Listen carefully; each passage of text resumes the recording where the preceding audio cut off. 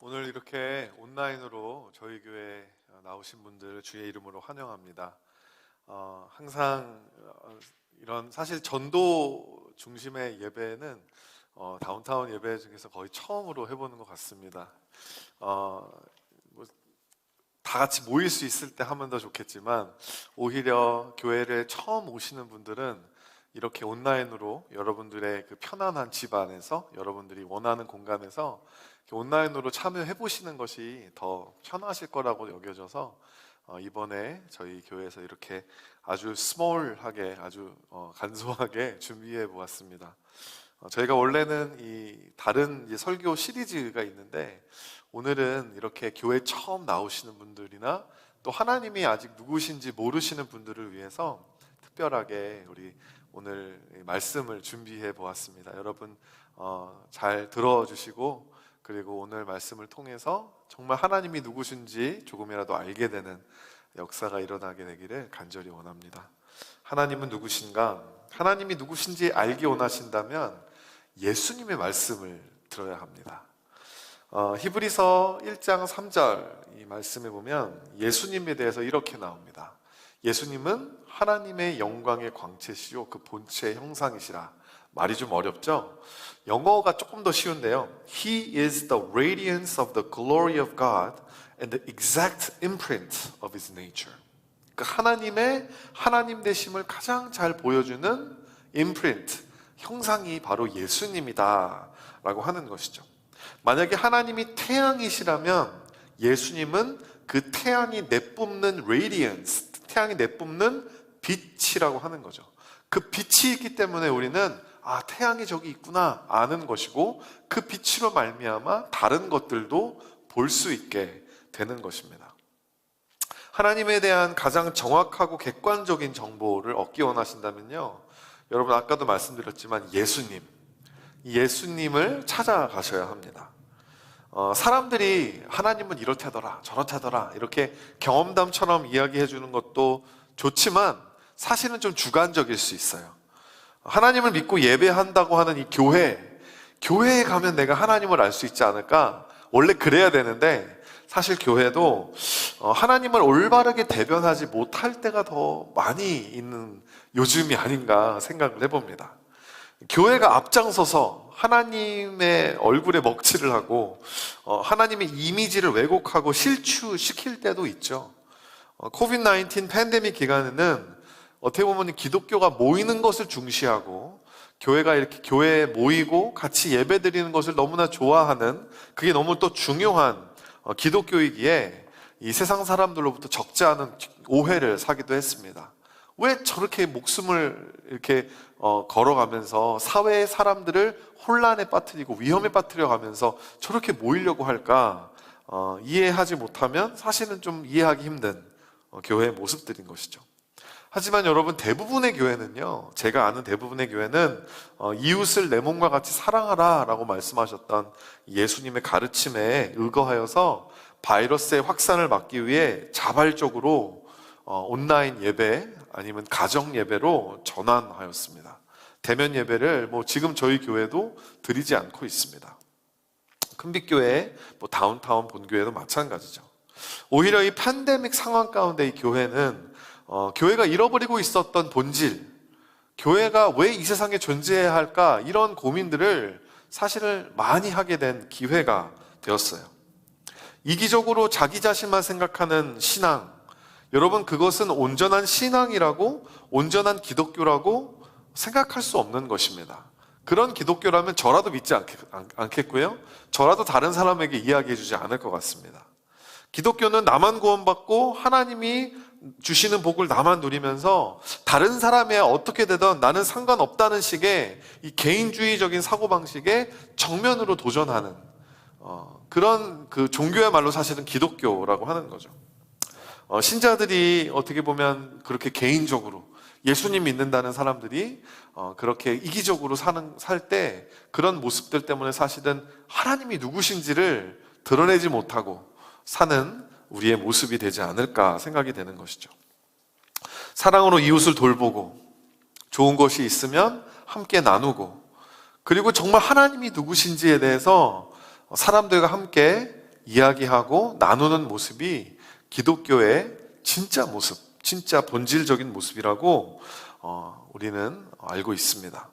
예수님이 또 우리에게 보여주시는 하나님의 모습이, 그 모습을 이 교회가 나누어야 한다고 하는 거죠. 그래서 오늘 함께 저희가 나눌 이야기는 이 탕자의 비유라고 널리 알려져 있는, 이 교회를 안 다니셨던 분들도 한 번쯤은 좀 들어봤을 만한 그런 이야기를 여러분과 함께 나누려고 합니다. 이 비유를 통해서 우리는 그 당시 사람들도 알지 못했던 이 하나님의 실체, 하나님은 누구신지에 대해서 알 수 있는 것이죠. 이 비유를 통해서 우리가 알 수 있는 하나님 누구실까? 우리 세 가지로 함께 이야기를 풀어나가 보려고 합니다. 첫 번째로, 그분은 인격적인 아버지시라는 겁니다. 우리가 믿는 하나님은 He is a personable Father.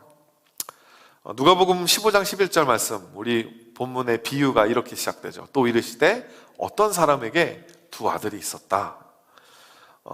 여러분이 신의 존재를 부모로 묘사하는 종교는 제가 알기로는 기독교가 거의 유일합니다. 대부분 사람들이 여러분 태어나서 처음으로 보는 사람이 누구죠? 부모님이죠. 처음으로 인터랙트하고, 처음으로 눈을 마주치고 같이 웃고 즐거움을 나누는 사람은 바로 부모님입니다. 그래서 세상에서 가장 편하고 가장 친근하면서도 너무나 우리의 삶의 절대적인, 없어서는 안 될 존재가 바로 부모라는 거예요. 사람이 어떤 부모 밑에서 자라느냐에 따라서 그 사람의 인생의 궤도가 달라집니다. 좋은 부모를 만나면 잘 풀리고요, 나쁜 부모를 만나면 사실 첫 단추가 잘못 끼워지는 거나 마찬가지죠. 그렇기 때문에 여러분, 기독교가 하나님을 아버지라고 표현하는 것은 사실은 너무나 적절하다고 이야기할 수 있는 것이죠. 예수님께서는 본인도 하나님을 아버지라고 부르셨습니다. 아빠, 아버지라고. 그러면서 하나님을 아버지라고 부르라고 사람들에게 가르치셨어요. 예수님이 우리에게 가르쳐 주신 기도가 있거든요. 이걸 주기도문이라고 하는데, 주기도문 첫 구절에 보면, 그러므로 너희는 이렇게 기도하라. 하늘에 계신 우리 아버지여. 기도할 때 하나님을 아버지라고 부르라고 예수님이 가르치셨다라는 거죠. 그렇다고 하나님이 진짜 내 아버지인가? 나 진짜 아버지 집에 있는데, 한국에 계신데 아버지를 바꾸라는 건가? 그런 말이 아닙니다. 진짜 하나님이 우리 아버지라는 게 아니라 눈에 보이지 않는 영으로 존재하시는 하나님을 우리가 어떻게 이해할까? 거기에 대한 성경이 주는 비유라고 하는 거예요. 은유라고 하는 것입니다. 여러분, 아버지란 어떤 분이시죠? 가족을 부양하기 위해서 힘쓰시고 노력하시고 애쓰시는, 여러분, 그런 모습이 인류의 뇌리 속에 보편적으로 저장되어져 있는 아버지라는 이미지예요. 그 아버지란 이미지가 바로 하나님이 우리에게 그런 분이시라는 거예요. 하나님이 우리를 부양하시고 우리를 지키시고 보호하시기 위해서 노심초사하시면서 애쓰시는 하나님이시기에 우리는 하나님을 아버지로 생각할 수 있다라고 하는 거죠. 그러니까 진짜로 아버지로 부른다라는 것입니다. 하나님이 언제나 여러분 아버지와 같은 남성적인 은유로만 표현되는 것도 아니에요. 성경을 읽어보시면 하나님의 부드럽고 섬세한 보살피심을 묘사하는 이 여성적인 표현도 많이 나옵니다. 제가 두 가지만 여러분과 나누면, 잠언 1장 8절 보니까 내 아들아 내 아비의 훈계를 들으며, 아버지의 훈계만 듣는 게 아니라 어미의 법을 떠나지 말라고 이야기하는, 하나님의 우리를 보살피심은 엄마와 아빠의 그 엄마 아빠 동시에 그 부모의 사랑을 이야기한다는 거죠. 또한 누가복음 13장 34절에 보면 예루살렘아 예루살렘아 선지자들을 죽이고 내게 파송된 자들을 돌로 치는 자여, 암탉이 제 새끼를 날개 아래 모음같이 내가 너희를 자녀를 모으려 한 일이 몇 번이냐, 그러나 너희가 원하지 아니하였도다. 이러면서 이 암탉이 이 새끼를 끌어모으는 그 어머니의 간절한 마음을 빗대어서 하나님의 마음을 표현하는 것을 볼 수 있습니다. 여러분, 어떤 사람에게는요, 하나님이 아버지다라고 하니까 이게 사실은 강한 부담감과 거부감으로 다가오실 수도 있어요. 제가 이전에 함께 교회 생활 같이 했던 한 형님이 있었는데, 이 형님은 예배 시간 때 이 하나님 아버지라는 말을 들을 때마다 경기를 일으켰습니다. 뭐냐면 어렸을 때 자기를 학대했던 육신의 아버지에 대한 나쁜 기억 때문에 아버지라는 말 들을 때마다 너무 싫고, 그 아버지라는 단어가 하나님이랑 이게 붙어서 나오니까 이걸 받아들이기 힘들어했던 것을 제가 기억합니다. 여러분, 사람이 자식을 낳는다고 다 아버지가 되고 어머니가 되는 게 아니죠. 자식에 대한 자기 희생적인 사랑과 헌신이 있을 때 비로소 부모가 되는 것입니다. 여러분, 예수님이 우리에게 하나님을 아버지라고 부르라고 하시는 이유는 하나님 안에 우리를 향한 자기 희생적인 사랑과 헌신이 있으시기 때문이라는 거예요. 그냥 무턱대고 아버지가 아니라 정말 우리를, 아버지, 어머니가 우리를 사랑하시는 것처럼, 아니요, 우리 엄마 아빠가 우리를 사랑하시는 것보다 훨씬 더 큰 사랑으로 우리를 사랑하시기 때문에 그분은 우리의 아버지시라고 하는 것이죠. 사람이라는 존재가 여러분 하나님의 형상대로 하나님의 모습을 따라 창조받았기 때문에 여러분 모든 사람의 이 부모가 되시는 하나님을 닮아 여러분 자기 자식의 부모가 될 수 있는 것이거든요. 이 자기 자식을 위해서 모든 것을 다 바칠 수 있는 그 아버지의 마음, 자기 자식들을 위해서 모든 것을 헌신하는 그 어머니의 마음을 바로 하나님이 창조하셨다라고 이야기하는 것입니다. 또한 여러분, 예수님이 소개해 주시는 하나님은 인격적인 아버지이십니다. 인격적이다. 여러분, 우리는 동양의 이 유교적 관습과 문화 가운데에 우리가 경험한 아버지상은 주로 좀 가부장적입니다. 그죠? 권위적이고, 그게 뭐 나쁜 건 아니지만 그럼에도 불구하고 좀 답답함이 있습니다. 어떤 답답함일까요? 여러분, 우리가 경험했던 그런 보편적인 그런 가부장적인 아버지들의 모습 속에는 가족들을 향한 애정이 없는 게 아니에요. 가족을 사랑하고 가족을 위한 애정이 분명히 있으셨어요. 그렇기 때문에 자식들을 위해서 엄청나게 많은 것들 희생하셨고 포기하셨습니다. 근데 그것을 말로 표현하는 것에 서툰 거죠. 말로 표현하는 것을 못 하시는 겁니다. 여러분, 인격적이라는 말은 뭘까요? 인격적이라는 것은 다른 게 아니고 본심을 말로 이야기한다는 것입니다. 소통한다는 거예요. 내가 너를 사랑하니까 너를 위해서 이렇게 고생한다, 그것만 하는 게 아니라 실질적으로 내가 너를 사랑해라고 말로 표현해 줄 때 그 관계가 인격적 관계가 되는 거거든요. 근데 여러분, 그 행동이, 자기 희생하고 그런 행동이 말로 표현되지 않을 때 여러 가지 오해들이, 억측들이 생기게 되는 것입니다.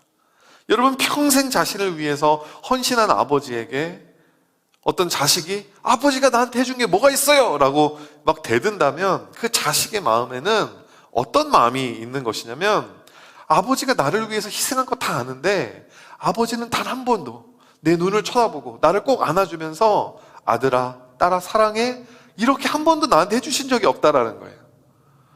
진짜로 그 인격적인 사랑을 내가 받아보지 못했다라는 것입니다. 그러니까 그게 이제 서운하니까 아버지가 나한테 해준 게 뭐예요? 라고 그렇게 이야기를 한다라고 하는 것이죠. 여러분, 사랑은 말로만 하는 거 아니지만 말이 아니고서는 전달되지 않는 게 또 사랑이에요. 오늘 예수님의 이야기에 묘사된 아버지, 그 아버지, 두 아들 가진 이 아버지는요, 얼마나 인격적인 아버지인지 모릅니다. 자녀들의 인격을 존중해주는 아버지죠. 이것이 여러분 비유이기 때문에 좀 분명히 비현실적인 부분들이 있어요. 이 둘째 아들이 말도 안 되는 요구를 합니다. 나에게 돌아올 분깃, 나에게 돌아올 재산을 아버지가 살아있는데, 여러분 옛날에는요, 아버지가 돌아가셔야지 유산을 받을 수 있었는데요, 아버지가 지금 멀쩡히 살아계신데, 건강하신데도 자기 재산을 달라는 것은 아버지 그냥 먼저 죽으라는 것과도 같은 말이었습니다. 이 말도 안 되는 이 요구에 아버지가 어떻게 하죠? 응해 주십니다. 그래, 가져가라. 여러분, 이게 현실이었다면 아들이 그렇게 아버지에게 요구할 때는 아버지가 꾸짖겠죠. 인격적으로. 그렇게 살면 안 된다.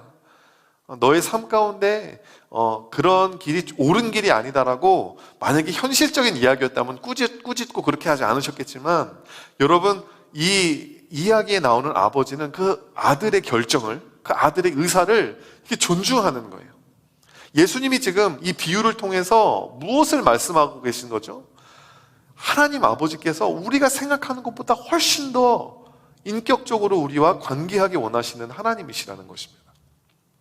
우리의 의견과 우리의 생각에 대해서 그냥 무시하고 됐고 그냥 하나님 마음대로 할 거야가 아니고 정말 우리의 마음, 우리의 생각, 우리의 의견을 귀담아 들으시고 정말로 언어가 왔다 갔다 하는 그런 인격적인 교제를 하나님 아버지께서 원하신다라고 하는 것을 예수님이 강조하기 위해 이렇게 사실은 좀 과장된 비유의 이야기를 하신다라고 하는 것이죠.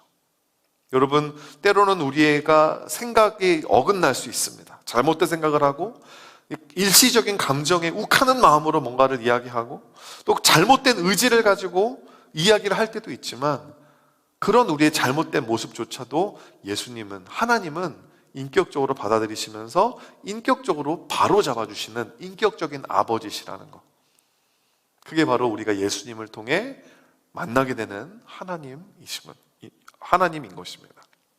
두 번째로 하나님, 그분은 자녀를 잃어버린 아버지이십니다. He is a father with a lost child. 제가 얼마 전에 새벽에 잠을 자는데 저희 집에 아이가 셋이 있어요. 첫째가 이제 초딩이고요. 둘째가 유치원 다니는 유딩이고요. 셋째가 데이케어 다니는 대딩입니다. 근데 이제 첫째가 일어났어요. 첫째가 일어나서 곤히 자는 저를 막 깨우면서 아빠, 유나가 없어졌어요. 유나가 유딩 둘째, 유나가 없어졌다고.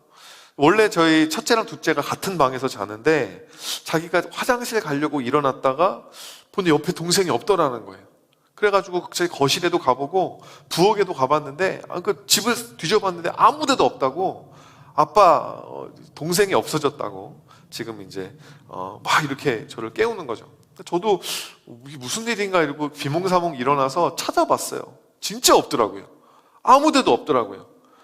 이 5살짜리가 새벽에 이 가출을 했을 리도 없고 이게 무슨 일인가. 저도 막 가슴이 철렁 갑자기 내려앉더라고요. 그래가지고 제가 자는 제 안방에 다시 들어와 봤더니 저희 둘째가 이 강아지가 자는 침대에 거기서 누워서 이렇게 자고 있더라고요. 제 안방에 계속 있었던 거예요. 제가 너무 이제 놀래고 했지. 그래서 아이를 안고 침대에 다시 눕혀주고 그 다음날 물어봤습니다. 유나야, 너 왜 강아지가 자는 침대에서 사람이 거기서 누워서 자는 거 아니야? 이야기했더니 이 아이가 뭐라고 했냐면 자기 침대보다 강아지 침대가 더 뽀송뽀송하다고 자기 가끔 거기서 잔다고 그러더라고요. 여러분, 저는 잃어버린 딸을 2, 3분 만에 찾았습니다. 하지만 오늘 본문에 나오는 이 아버지는요, 잃어버린 둘째 아들을 10수년 후에, 그 세월이 얼마나 지난지는 모르지만 10년은 지났겠죠. 하여튼 오랜 시간 후에야 되찾게 돼요. 아빠가 사준 침대보다 강아지가 누워 자는 침대가 더 뽀송뽀송하고 좋다고 그런 저희 둘째처럼 이 둘째 아들이 아버지의 집에서 사는 것보다 세상에서 사는 것이 더 좋다고 그러면서 아버지의 집을 나가게 되었다라고 하는 거죠. 아버지의 재산 중에 자기 몫을 챙겨서 탈출하는 것에 성공했고 아버지는 그렇게 둘째 자녀를 잃어버리게 된 것입니다. 여러분, 오늘 본문의 이 이유는요, 탕자 이야기, 마치 집 나간 둘째 이야기가 둘째가 주인공인 것 같지만 사실 주인공은요 아버지고요. 그 포커스는 이 아버지가 자식을 잃어버렸다는 것에 있는 것이죠. 이 비유는 그래서 자식을 잃어버린 아버지의 비유인 것입니다. 우리 작년에 우리 한국의 기생충이라는 영화 다 많이 보셨죠? 이 기생충이라는 영화로 전 세계적인 찬사를 받았던 봉준호 감독이 2006년도에 만들었던 이 괴물이라는 영화가 있습니다. 많이 보셨을 거예요, 이 영화도. 이 영화가 여러분, 자녀를 잃어버린 아버지에 대한 이야기잖아요. 그죠? 제가 그 극 중에 많은 이제 대사들이 있지만 이 대사를 많이 기억합니다. 좀 보여주시겠어요? 우리 변희봉 선생님이 했던 이야기. 제가 여러분 스크린에 나오는 거 읽으시면 됩니다. 제가 옛날에는 이거 성대모사 잘했는데 지금 못할 것 같아요. 예. 딸을 잃어버린 아들 강두, 송강호 역이죠. 송강호 씨가 연기된 강두의 마음, 그 딸을 잃어버린 그 아버지의 마음을 이해해 주는 사람은 그의 아버지밖에 없었다라는 거예요. 그 영화의 내러티브를 주도하는 힘이 바로 잃어버린 자녀를 그리워하고 그 자녀를 찾고자 하는 그 아버지의 열망, 그 아버지의 열망이 이 영화의 메시지였다라고 하는 거죠. 여러분, 예수님이 우리에게 보여주신 하나님은 자녀를 잃어버린 아버지이십니다. 아버지의 사랑 대신 세상에서의 방탕한 삶을 선택한 아들을 지금 속수무책으로 하염없이 기다리시는 이 아버지의 썩어서 문드러져 가지고 냄새가 나는 이 속이 바로 기독교가 이야기하는 하나님의 속마음이라고 하는 것입니다. 여러분, 잃어버렸다라는 것이 뭐죠? 잃어버렸다라는 것은 본질적으로 이 관계가 단절됐다라는 것을 의미하는 것입니다. 집을 나간 둘째 아들이 1년에 한 번씩이라도 집에 안부 편지도 쓰고 전화도 걸고 문자도 하고 했더라면 여러분, 집 나간 아들이지 잃어버린 아들은 아닐 거예요. 여러분, 둘째가 솔직하고 자신 있게 자기가 원하는 것을 아버지에게 요구했기 때문에, 그랬기 때문에 잃어버린 아들인 게 아니죠. 여러분, 오늘 이야기를 잘못 해석한 사람들은 하나님한테 내가 원하는 거 물어보면 안 되는 거구나, 이렇게 해석하면 안 됩니다. 오히려 그렇게 할 수 있으니까 인격적인 하나님 아버지이신 것입니다. 근데 여러분, 이 중요한 건 뭐였냐면 이 아들이 자기가 원하는 것을 얻기 위해서 아버지와의 관계를 끊어버렸다는 거예요. 단절됐다는 거예요. 하나님 아버지의 잃어버린 자녀들은 여러분, 그분과의 관계의 끈이 끊어진 단절된 사람들인 것입니다. 인격적인 아버지는 여러분, 우리와 같이, 이 자녀들과 같이 마주보기 원하시고 대화 나누기 원하시고 그렇게 좋은 것들을 함께 나누기 원하시는데, 여러분, 자녀들이 아버지와의 관계보다 세상에서의 성취와 쾌락, 이런 것들이 더 소중하게 여길 때 잃어버린 자녀가 되는 거예요. 그리고 그 잃어버린 자녀를 향한 아버지 하나님의 그 아픈 마음, 썩어 문드러지는 마음, 그게 바로 우리 하나님 아버지의 마음이라고 하는 것입니다. 여러분, 이 집으로 이 동생이, 둘째 아들이 돌아왔을 때 아버지가 이제 나중에 파티를 열잖아요. 그 아버지가 파티를 연다라는 소식을 듣고 첫째 아들이 어떻게 반응하는지 여러분, 오늘 아까 읽진 않았지만 같이 제가 그래서 읽어드리면, 누가복음 15장 28절부터 30절 말씀 보니까 그가 노하여, 형이, 첫째 아들이 처음 리액션이 뭐였냐면 화가 났어요. 왜 화가 났냐? 아버지가 나와서 권하는데 아버지께 대답하여 이르되 내가 여러 해 아버지를 섬겨 명을 어김이 없거늘 내게는 염소 새끼라도 주어 나와 내 벗으로 즐기게 하신 일이 없었더니 아버지의 살림을 창녀들과 함께 삼켜버린 이 아들이 돌아오매 이를 위하여 살찐 송아지를 잡으셨습니다. 여러 해 아버지를 섬겨라고 하는 이 구절이요, 영어로 보니까 All these years I have been slaving for you 라고 나옵니다. 여러분, 이 아들도, 첫째 아들도 아버지의 집에서 열심히 일은 하고 있었지만 사실상은 아버지로부터 단절된 삶을 살았다는 거예요. 아버지와 아들 관계가 아니라 주인과 종의 관계였다는 거예요. I have been slaving for you.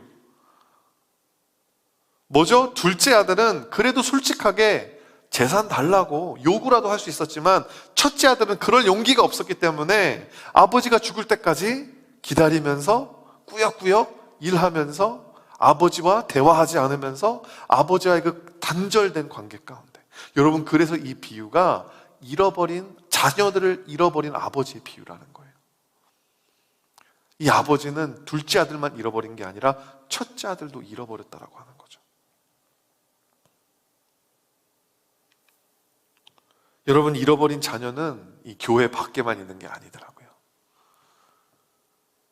교회에서 열심히 봉사하고 열심히 예배드리는 사람들 중에서도 실상을 들여다보면 잃어버린 아들, 잃어버린 딸들의 경우가 너무 많더라고요.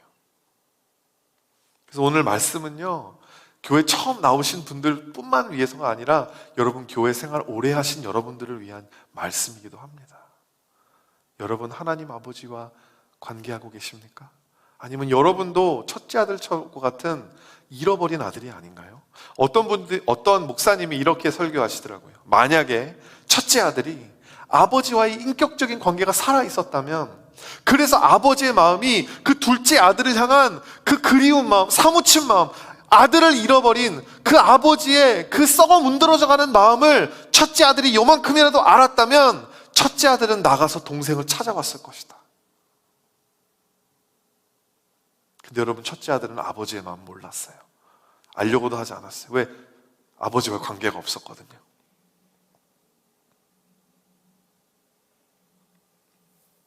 여러분, 그래서 이 하나님 아버지와 살아있는 관계가 있는 사람이라면 전도할 수밖에 없는 거예요. 그들이 알고 있는 하나님에 대해서 막 말해주고 싶을 수밖에 없는 거예요. 그걸 모르는 사람들에게. 여러분, 요즘 시대 이렇게 교회의 위상이 땅에 곤두박쳐져 있는 이 시대에 여러분, 전도하는 거, 우리 같이 교회 갑시다. 예수님 믿으면 너무 좋아요. 사형리 혹시 들어보셨나요?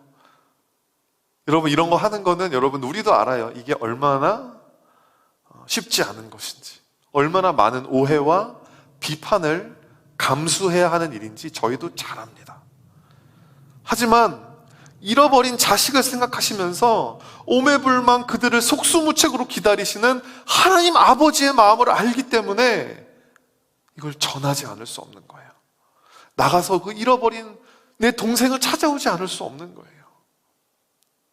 아버지가 기다리고 있다고 그 방황하고 있는 친구에게 가서 이야기해 주지 않을 수 없는 것입니다. 혹시 오늘 어떤 분이, 여러분이 아는 어떤 사람이 여러분들에게 오늘 같이 예배 좀 드려달라고 부탁하셨다면, 여러분들에게 뭐 잘 알지도 못하는 뭐 어떤 책자, 사형리 이런 것들을 펼쳐들고 와서 막 뭘 읽어주려고 한다면, 조금만 시간을 내달라고 했다면 여러분, 그 사람이요, 이성을 잃은 광신도여서가 아니라는 거예요. 그렇게 하는 이유는 자녀를 잃어버린 하나님 아버지의 마음을 알아버린 자녀이기 때문에, 그렇기 때문에 전도한다는 것을 여러분 알아주시고 이해해 주시기를 바랍니다. 여러분들이 그 전도하고 그 복음을 받아들이실 수 있지만 받아들이시지 않아도 그거는 여러분의 몫인 것이죠. 여러분의 선택인 것이에요. 하지만 우리는 압니다. 우리가 믿는 예수님이 우리에게 말씀해 주시는 이 하나님은 자녀를 잃어버려 속이 썩어 문드러진 아버지시라는 것. 그래서 그 잃어버린 아들, 그 잃어버린 동생을 찾기 위해 우리는 오늘도 우리의 일상 속에서 예수님의 복음을 전할 수밖에 없다는 것이죠. 마지막 세 번째입니다. 여러분, 우리가 믿는 하나님은 탕진하는 아버지세요. He is a prodigal father. 탕진하는 아버지, 탕부 거죠. 오늘 이야기 탕자의 비유입니다. Prodigal son 이라고 널리 알려져 있지만, 아까도 얘기했지만 사실 이야기의 주인공은요, 집 나간 아들이 아니라 그 아들을 잃어버린 아버지예요. 여러분, 이 팀 켈러 목사님이라고 뉴욕에 계시는 아주 유명한 훌륭하신 목사님 계신데, 이분이 책을 많이 쓰셨는데요, 그분이 쓴 책에 이런 이야기가 나옵니다. 좀 보여주세요.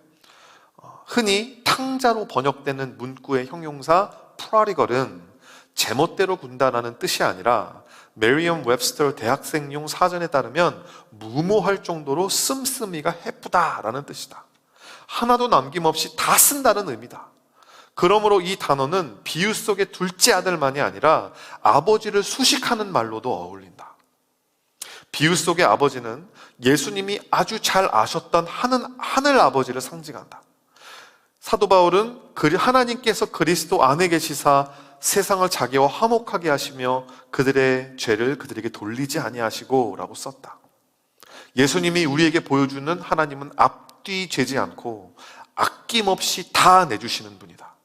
그런 의미에서 그분은 자녀인 우리에게 그야말로 탕부이시다. 이 탕부 하나님, Prodigal God라는 책의 내용입니다. 정말 그래요. 아버지께 물려받은 재산을 탕진해버린 둘째 아들은 더 이상 배가 고파가지고 너무 견딜 수가 없는 지경에 이릅니다. 돼지가 먹었던 쥐염 열매, 이것조차도 얻어먹을 수 없는 극한의 상황에 몰리게 됐어요. 그러니까 이제 남은 옵션이 없는 거예요. 그래서 아버지의 집으로 내가 돌아가야겠다 결정한 것입니다.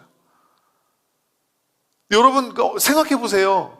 아버지가 보고 싶어서, 아버지에게 죄송해서, 아버지에게 용서를 구하기 위해서 돌아간 게 아니라 자기 먹고 살기 위해서. 이 둘째 아들은 끝까지 이기적입니다.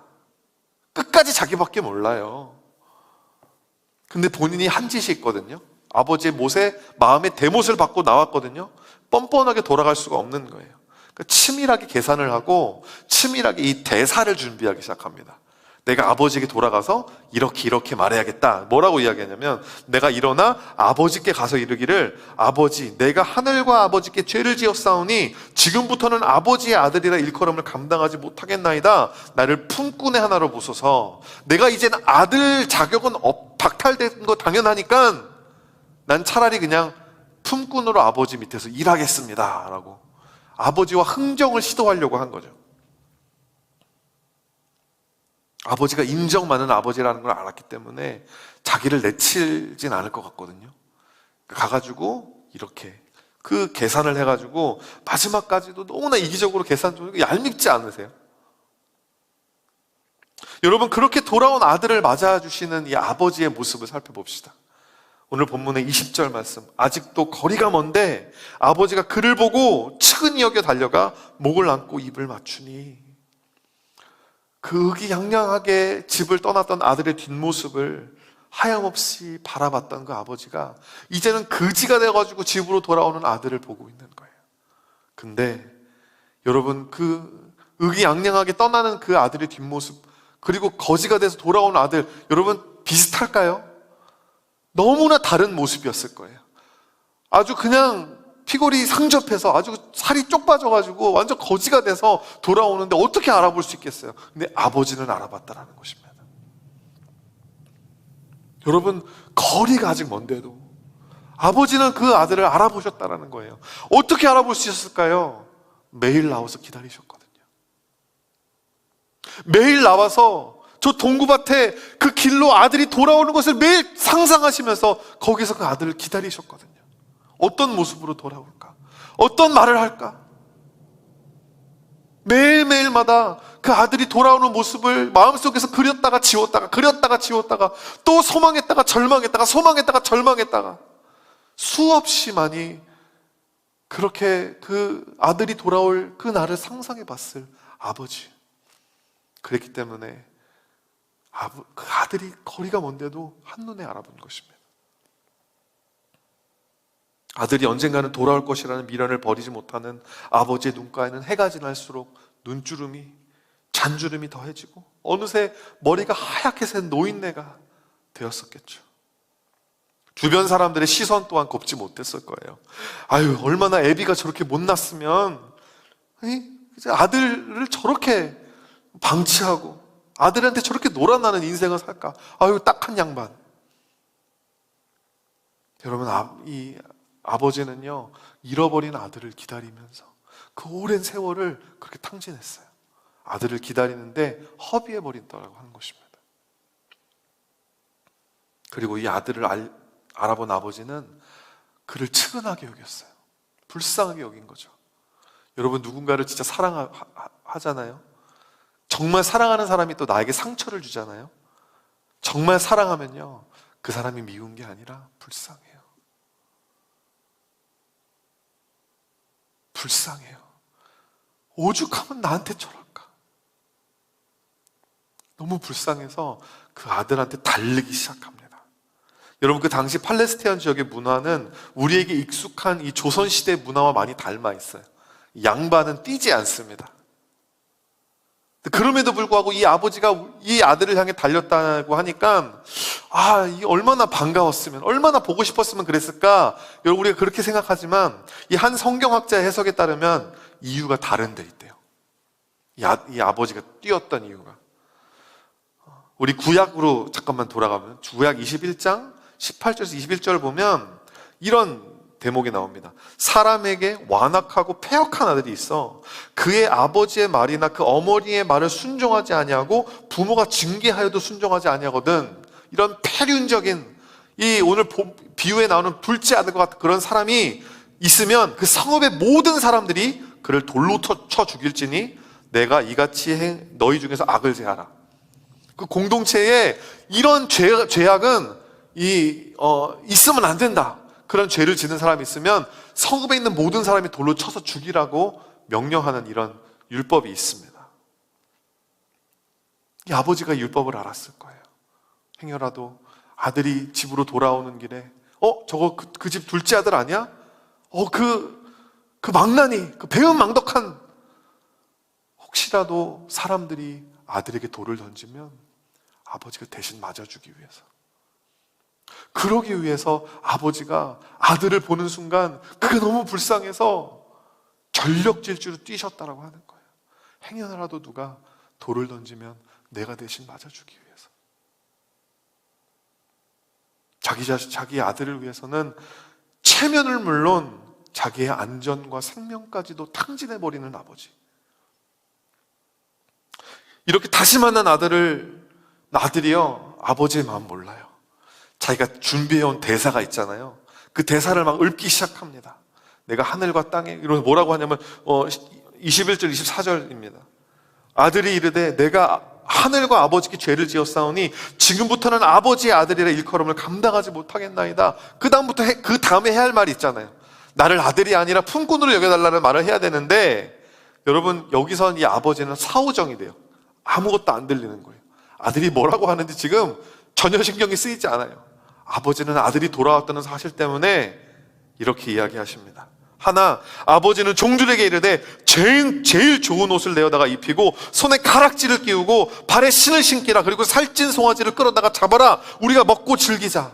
이 내 아들은 죽었다가 살아났으며 내가 잃었다가 다시 찾아노라 하니 그들이 즐거워하니라. 여러분, 나는 더 이상 아들 자격이 없어요. 그래서 나는 아들 자격이 없다라고 이야기하면서 나는 품꾼이 되겠다라는 그런 다짐을 가지고 왔지만, 아버지는 그런 말이 들릴 리가 없습니다. 아들이 돌아왔거든요. 손에 가락지를 끼우고 좋은 옷을 꺼내 입히고 발에 신을 신겼다는 것은 그 아들의 아들됨을 복권시켜주는 거예요. 너는 내 아들이야. 내가 너를 낳았어. 너는 내 사랑하는 내 아들이야. 네가 내 마음에 어떤 대못을 박았건 너는 내 사랑하는 아들이야. 내가 널 잃어버렸는데 내가 오늘 너를 찾았어. 그리고 송아지를 잡습니다. 여러분, 송아지 한 마디를 잡으면 한 200명 정도가 먹을 수 있었다고 해요. 무슨 말일까요? 가족 파티가 아니에요. 이 파티는 성대한, 온 마을 사람들이 다 초청된 그런 파티입니다. 뭐죠? 이 집 나간 둘째 아들이 내 아들입니다. 내 아들로 복권되었습니다 라고 하는 그 메시지를 온 마을 사람들 앞에서 공포하는 거예요. 그 성대한 파티를 통해서, 잔치를 통해서 이제는 그 누구도 둘째 아들이 과거에 저지른 잘못을 율법을 들먹어가면서 돌로 쳐서 죽여야 되지 않습니까? 그렇게 이야기할 수 없는 거예요. 왜? 아버지가 내 아들입니다라고 클레임했기 때문에, 선포했기 때문에. 여러분, 이 아버지의 탕진이, 이 아버지의 이 아낌없는 모든 것을 허비해버리는 그 사랑이 이 둘째 아들을 살린 것입니다. 여러분, 이게 바로 예수님께서 우리가 알길 원하시는 하나님의 모습이에요. 여러분, 연약한 사람, 또 연약한 교회가 가지고 있는 어떤 그런 다른 뉴스에서 나온 이런 것들을 통해서 하나님에 대한 이미지가 왜곡되지 않기를 바랍니다. 바로 이 탕자의 비유에서 나오는 탕부 하나님이야말로 예수님이 우리에게 말씀하시는 하나님이신 거죠. 말씀을 마치겠습니다. 예수님 때문에 우리는 하나님이 어떤 분이신지를 알 수 있게 됩니다. 그분은 잃어버린 자녀를 위해서 모든 것을 탕진하시는 인격적이시고 사랑하시는 아버지가 되십니다. 그리고 그분은 지금 여러분을 기다리고 계십니다. 하나님과의 관계가 끊어져 있는 여러분이 평생 교회를 다녔다고 할지라도 지금 여러분 하나님과의 관계가 끊어져 있으시다면 여러분은 하나님의 잃어버린 아들이요 딸입니다. 오늘 이 자리에서 여러분 이 하나님을 만나시기를 바라요. 하나님의 집으로 돌아오시기를 바랍니다. 그래서 이 새로운 생명이 여러분의 삶 가운데 다시 한번 흘러넘치게 되기를 예수님의 이름으로 간절히 기도합니다. 하나님 아버지는 당신을 사랑하시며 당신을 향한 놀라운 계획을 가지고 계십니다.